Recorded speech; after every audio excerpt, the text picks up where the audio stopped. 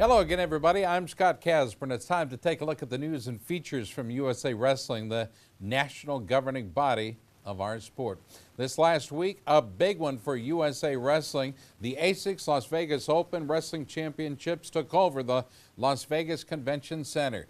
Now, the headline event, of course, the Senior Open, the annual national championship of all three Olympic styles. There was plenty of other events held during the Open for all ages and styles. National tournaments were held on the FILA junior and veterans levels, and the annual Western Junior Regionals were a huge success as well. The Las Vegas Kids and Cadets tournaments were expanded as well. For the first time ever, the semifinal and final rounds of the Senior Open were aired live on the Universal Sports Network, and of course we had the internet broadcast as well on Flow. This week we're going to stick with the coverage from the Senior Open and provide reports from the other competitions over the next week's show. It was truly a great week for wrestling in America. Let's take a look. We start with about that main event, a matchup that was anticipated before the tournament even started.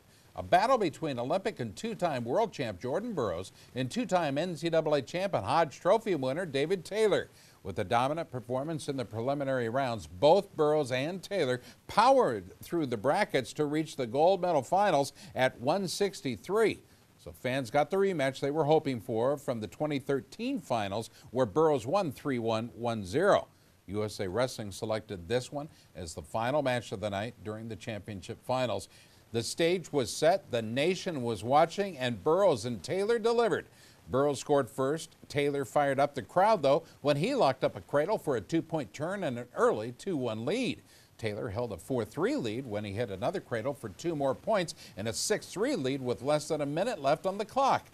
We go to 30 seconds. That's all that remained. Burroughs reached back and did what he needed to do. He scored a 2-point double-leg takedown to make it 6-5, and then with 17 clicks to go, he hit another double-leg takedown for a thrilling 7-6 victory in his third career Senior Open title. All in all, an amazing finish to a great night of wrestling. Burroughs' career record on the senior level now stands at an amazing 81-1.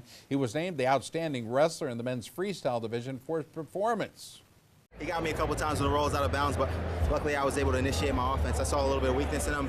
He started getting tired putting his hands on his knees, and whenever David Taylor puts his hands on his knees, then I know. I think it just takes mental toughness, dedication, focus, and grit.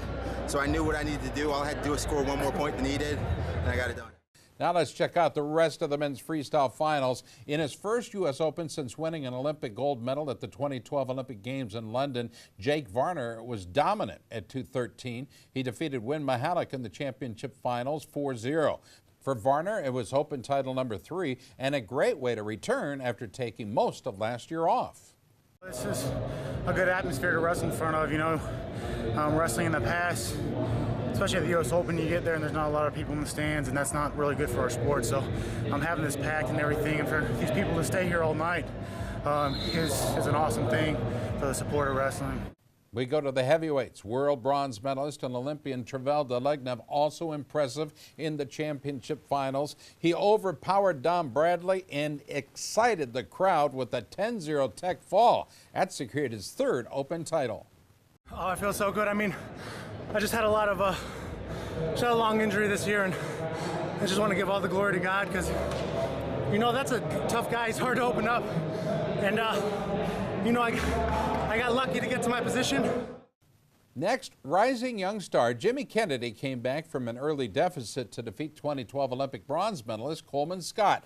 The score 7-2 in the finals at 134. Kennedy has been on a tear as of late and continued his outstanding wrestling. I felt that ankle pick. He tried it a few more times that match, and I was able to get that foot back. But once I started just getting my shots off and putting a couple things together, that's when my offense really started coming together. So I think that was the difference. Next up, 189 pounds, a loaded division for sure. Fans really enjoyed the semifinal bout between World Cup star Clayton Foster and 3-time NCAA champ Ed Ruth. Both athletes had their offense going, and Foster, well, he hit a high-amplitude toss and emerged victorious by the final score, 13-12.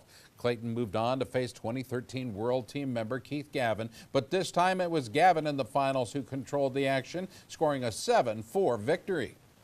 I'm confident in my offense. I mean, maybe I'm not out there scoring matches 13-12 or something like that, but I'm just more solid than that, you know. So I knew I'd just kind of not get frustrated and, you know, keep plugging along. Two-time World Team member Brent Metcalf capped off a strong weekend with a convincing 9-0 win over 2013 U.S. Open champ Kellen Russell in the finals at 143. Metcalf outscored his opponents total 39-0 on his way to his first Open title. My kind of routine is I stomp my feet, I flush my mind, and then it's empty. You know, I don't think about anything. The minute you walk, you know, you're walking out, your head's clear, and you know your mission. You've trained for it. You're ready to go. 2012 Olympian Sam Hayeswinkle won his second Open freestyle title with an 11-0 tech fall over Andrew Hochstrasser at 25. Add in 2 Open titles in Greco-Roman from earlier in his career, and the Hayes, well, he's a 4-time national champ.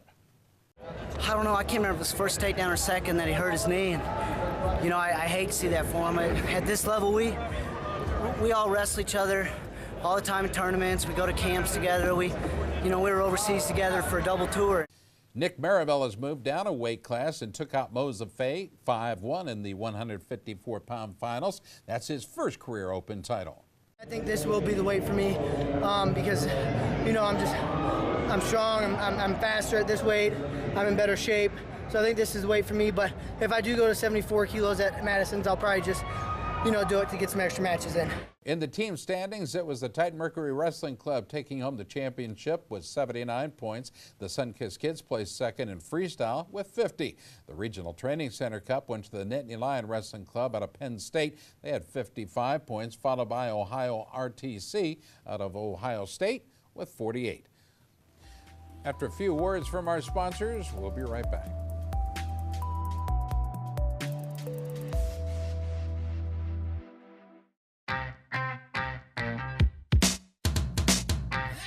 ASICS has been there. They've been the lifeblood of the sport. It's been a long time, and they've been at the top of the game every year, forever. And I'll tell you what, now that I think about it, maybe that's where I've gotten my inspiration, because you know, I always want to be in the top of my game in wrestling, and I think that's where ASICS is and wants to be as well.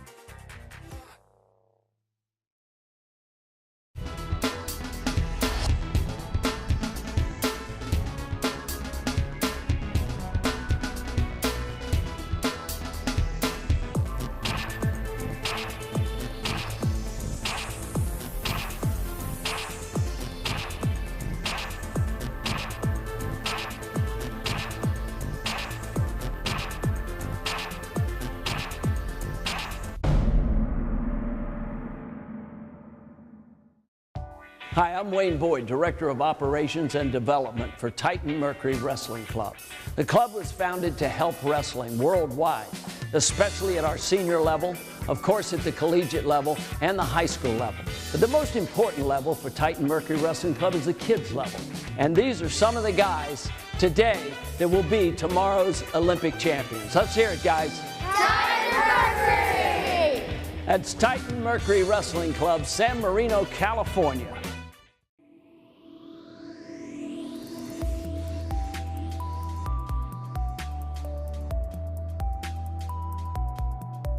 Well, the women's freestyle competition at the Open was extremely competitive, but no weight class had more top international stars than the lightest one, 105 pounds. Had 3 past world team members sitting among the top seeds. Fans enjoyed a great semifinal battle when past world champ and Olympic medalist Clarissa Chun faced off with 2013 world team member Victoria Anthony. Chun held the lead throughout most of the bout, but a throw by Anthony late in the second gave her an exciting 6-3 win. Anthony advanced to the finals, where she then faced 2-time world bronze medalist Alyssa Lampe. She brought her A game to Vegas as well. Lampe went on to reel off a 10-0 tech fall in the finals for her second straight Open title. She scored tech falls in all 3 of her bouts. I don't have much time left, you know, I want to be done in 2016, so, you know, this is the time, you know, get it done so I don't have that itch to come back. So when I'm done, I want to be done. World silver medalist Helen Maroulis won U.S. Open gold for the 5th time. A dominant performance had she at 121 when she beat college star Sarah Hildebrandt 11-0. Merlis was named the outstanding wrestler in the women's freestyle for her performance. I didn't know if it was going to be good or bad for me because, I haven't been 53 in a really long time. But now, I think it's one of those things you just accept it and move forward. So I'm going to make it happen, and that's my game plan. 2008 Olympic bronze medalist Randy Miller continued her comeback by defeating the 2013 World Team member, 152-pound Veronica Carlson. The score, well, it was 3-1 in the finals. It was her second Open title, her first coming back in the 2008 season. Veronica and I feel like we have similar styles, so for me it's very hard to score on her. It was a tough match. I'm glad it ended the way it did, but definitely got to go back to the drawing board and fix some things. 2012 world champion Elena Peroskova cruised to her sixth career Open title with a 3-0 victory over veteran Erin Claudio. It was in the finals at 138. We got to see all the action. I see myself as number one. Okay. So, but again, rankings don't matter. You can be ranked number one and not place. You can be ranked number 5th or not seed at all and come in and win the tournament. So honestly, I don't really pay attention to that. Like, I saw the ranking, but it doesn't influence me one way or another. If anything, I'd be like, don't worry about it. I'm going to go out there and win. 2013 World Team member Allie Reagan won the Open for the second straight year. She drew Trinity Griffin, who had her best Open ever. At 128, that's where Reagan does her best work. She'd score a pin at 2 minutes 20 in the bout. I went down a kilo, and it's an Olympic weight, and that's great. I'm so excited, and I think this weight's perfect for me. And I'm really glad this happened for women's wrestling. We deserve 6 weight classes. So do the guys. Past World Team member Whitney Condor won a competitive 116-pound weight class for her second career Open title. She edged out Catherine Fope-Allen 2-0 for the gold. I definitely pushed myself as much as I could, so it was definitely a good, tough match. Catherine and I have had a lot of tough matches against each other, so she's always a very tough opponent. She's very hard to wrestle strategically, so because she's always got something different that she throws at me, so I just try to do my best. 2013 junior world bronze medalist Jennifer Page has put together a strong season on the senior level. She pinned Jenna Burkert in the first period in the 132-pound finale for her first Open title. Yeah, this year I really need to make my first senior world team. I'm really excited for that. And I also have University World, so I'm hoping to win a University World title and get on the medal stand to hopefully win senior worlds. So it's going to be fun. It was a breakthrough year for Jackie Cadline at 165. A two-time Open runner-up, Cadline won her first Open title with a pin over past world champion Ira Smith in the championship finale. I don't want to lose. They gave me I had 30 seconds to score, and I didn't score, and I gave her a point, and I don't like to be down. If I'm down, I'm going to attack, and that's what I did, and I finished it. In the Division I team race, it was Titan Mercury Wrestling Club on top with 65 points, followed by the New York Athletic Club in second with 38 points. The Division II club race went to the Sunkist Kids with 54 points, followed by the U.S. Army World Class Athlete Program in second with 38 points. Stay tuned. Our news continues when we return.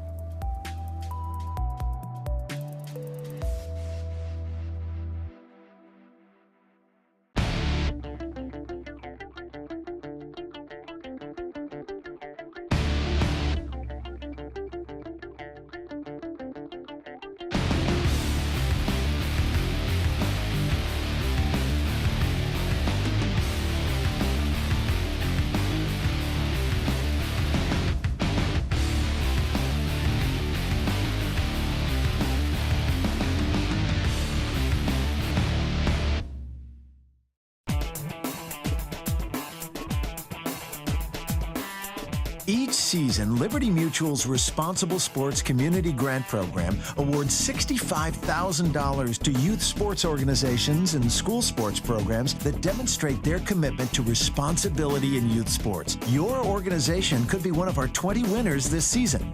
It's easy. Simply visit responsiblesports.com and click on the Community Grant Program. Administrators register their organization with the program, then reach out to rally parents, coaches, and team supporters to log on and review either the Responsible Sports Parenting or Responsible Coaching Guide. Then complete the quiz and showcase your mastery of the concepts. Every successfully passed quiz is worth a point that you can credit to your favorite youth sports organization or school sports program. Connect with friends, family, and neighbors to rally more support. The teams and schools with the most points at the end of the grant period win. It's that simple. Watch the leaderboard throughout the grant season, then rally more of your supporters to increase your totals. Liberty Mutual is committed to celebrating and championing youth sports and to financially supporting organizations that demonstrate their commitment to responsible sports. Join the movement and start earning points toward your community grant.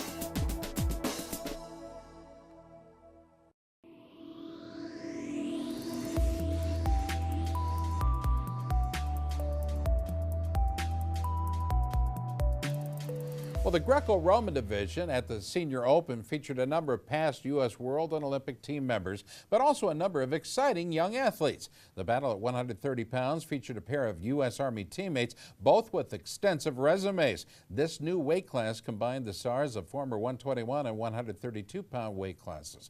Two-time Olympian, four-time world team member Spencer Mango drew his close friend, two-time world team member Joe Betterman in the finals. Well, how'd the bout go? It ended at 1 each, but Mango would emerge victorious by virtue of scoring the last point. It was his sixth Open title. I feel like we were both making contact out there. We were both really trying to get after it. And, you know, with these rules, you know, it kind of sucks because with the match being decided on passivity points, you know, it would be nice to keep going until somebody actually scored. So, you know, it's a little disappointing winning like that. Well, perhaps the newest star to emerge in Vegas was Rayvon Perkins at 145. Perkins was trailing 2012 Olympian Ellis Coleman 4-1 in the finals, the crowd sitting back in their seats. That's when he threw Coleman to his back. Everybody got up. He secured a dramatic second-period pin. What a surprise. Perkins was named the outstanding wrestler of the Greco tournament for his performance. I think I'm one of the top athletes in this country in Greco-Roman. I just feel like I can get to the body. Like no matter what's going on, if I'm winning or losing, there's going to be points on the board, a lot of points. I think that's good for the wrestling community. Well, two-time world bronze medalist and 2012 Olympian Justin Lester, well, he put on a show with a series of big throws in the finals at 156. He dominated Patrick Smith 12-3. Lester walked off with his fifth career Open championship. USA Wrestling finally put it together, and they're putting together a good production, a good show. That's what it feels like, you know. It doesn't feel like we're just out there wrestling. It feels like the whole atmosphere pumps you up. I've been back here dancing for the last hour to the music, so it's great, you know. And it just makes you feel good, so I feel tough. I feel tougher than a $2 steak right now. So. Heavyweight Robbie Smith, the man who was fifth in the world last year, rolled to an 8-0 tech fall in the finals over past junior world medalist Toby Erickson. It would be his first career Open title. I never expect to go out and dominate any match. I expect to go out and wrestle hard. I expect to be a professional, and I expect to win, but I never expect to dominate any match. Toby's a great competitor. He's a great kid with a lot of potential. Grabbing his third Open title, 2013 World Team member Jordan Holm at 187. He opened up his offense on the way to an 8-0 tech fall in the finals over Minnesota Storm teammate Zach Nielsen. I think I need to keep focusing on making small improvements here and there, these fine-tuning my wrestling skills, all three positions. On the feet, top and bottom part there. But I believe I'm ready. I believe I'm ready to medal this year. Two-time world team member Andy Bisick scored his first Open title at 165. He edged out the rugged John Anderson in the championship round 3-1. It's more of anybody's game than just going into the everyday practice where, you know, you're gonna grind it out. It's not like whether you win in 20 seconds or, you know, you'll be wrestling 25, 30 minutes. So you come into it with a little different mindset. Another 2013 World Team member, young Kaylor Williams, earning a first Open title with a solid 2-0 victory in the finals over the very powerful John Wechter. One thing I learned is that you always keep praying. Second thing I learned is that if you set your goals far beyond where you're actually at the moment, you'll always, even if you fall short, you'll still be ahead of the rest. So before I wrestle, I don't think about my opponent, I think about the world championship. Kendrick Sanders bumped up 2 weight classes, but had enough strength and ability to win his first title. He took out veteran Aaron Siraki in the finals, 176, by a 2-1 margin. In a wrestling tradition, Siraki left his shoes on the mat to signify his retirement from competition. We talked with Sanders about the win.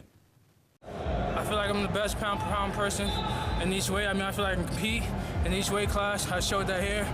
I mean, being 2 weight classes up, it's a big difference, but in my preparation, my hard work paid off. So.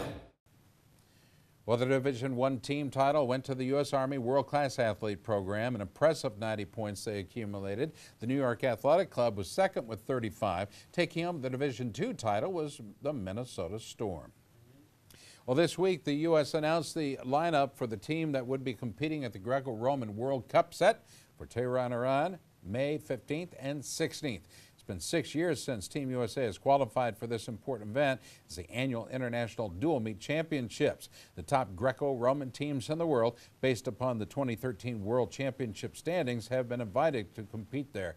Now, 5 of the 2014 Greco-Roman Open nationals have been named to the team, including Robbie Smith at heavyweight, who was 5th in the world last year, 2-time world team member Andy Basic at 165, 2013 world team member Jordan Holm at 187, U.S. Open outstanding wrestler Rayvon Perkins at 145, and national champ Kendrick Sanders, who will now drop to 156. The rest of the U.S. team will feature some up-and-coming talents, including college star Ryan Mango at 130, U.S. Open bronze medalist Jordan Spieler at 176, and U.S. Open bronze medalist Darren Burns at 216 pounds. This will be the 12th time the United States has been in a round for wrestling competitions since the Revolution.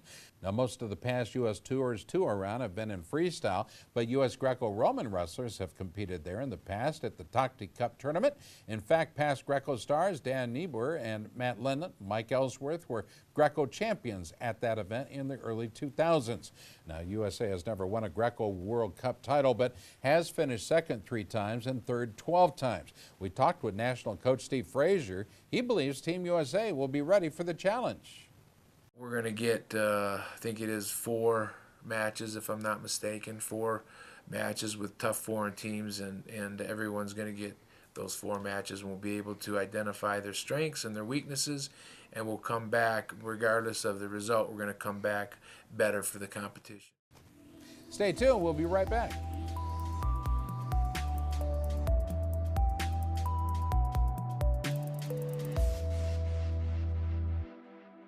There comes a point in your life that determines who you are, whether you will lead or follow, whether you will fight or give in, whether you will win or lose,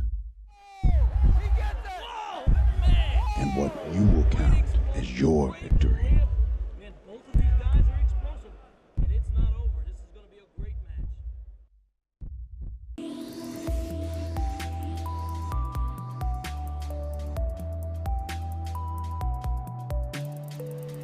Well, the 2014 Beat the Streets Gala in New York City will take place May 7th in Times Square. It's a Wednesday. The popular event is a major fundraiser for the Beat the Streets program in New York, providing wrestling opportunities for thousands of young people in the community. The matchups for this event are currently being finalized. One of the key matchups at 163 men's freestyle. 2012 Olympic champ and 2-time world champ Jordan Burroughs of the USA, 2012 world silver medalist Helen Maroulis. Matches involving the other Team USA members, as well as exhibitions with the young athletes from the Beat the Streets, will be announced in the coming weeks. The BTS kids, well, they're going to take to the mats at 4, followed by Team USA versus the world at 5:30. The evening concludes with the Beat the Streets Gala at 7:30 at the Best Buy Theater located at 1515 Broadway. Fans are going to need a ticket for reserved seating in the Times Square area, but as an outdoor event, pedestrians and non-ticket holders are encouraged to watch. A ticket will be required for the gala. It can be purchased at btsny.org or call them up 212-245-6570. It's time for our Photo of the Week contest. The pictures are sent in by families and fans from around the country. and have been considered for the photo contest page in USA Wrestler magazine and our Facebook page as well. This week's photo taken by USA Wrestling volunteer photographer Robert Whitman at last week's ASICS Las Vegas Open Championship. The pic shows Kevin Hangel scoring a takedown on Chris Brown in the finals at 85 kilos, Division E of the Veterans National Championships. Have your photographs considered for USA Wrestling's photo contest simply by emailing them to Gary Abbott at gabbott@usawrestling.org. Folks, it's been a busy show. We appreciate you watching. From all of us here at USA Wrestling, I'm Scott Casper. We'll talk to you next week.